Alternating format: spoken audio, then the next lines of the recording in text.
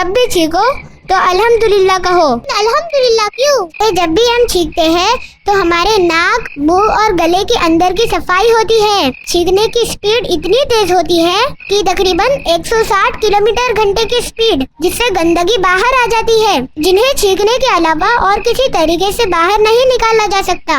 और इससे दिमाग को आराम मिलता है और हमारा पूरा बदन हल्का हो जाता है। लेकिन आपा, इसमें अल्हम्दुलिल्लाह कहने की क्या जरूरत? अल्लाह ने हमारे अंदर की गंदगी, बीमारी इस छींक के जरिए से बाहर कर दिए, जो और कोई नहीं कर सकता। तो क्या हम अल्लाह की तारीफ बयान नहीं करेंगे? हाँ, वो तो करनी चाहिए। और इसीलिए हम अल्लाह की तारीफ बयान करते हैं कि उसने हमें इसके जरिए फायदा पहुंचाया। और आपा, एक मिनट। अच्छू, अल्हम्दुलिल्लाह। अब तुम यरहमुकुल्लाह क्यों नहीं कहते? ओह हाँ, तुम्हारे चिकने के अंदाज और आवाज सुनकर भूल गई। यरहमुकुल्लाह। अच्छू, अल्हम्दुलिल्लाह, यरहमुकुल्लाह।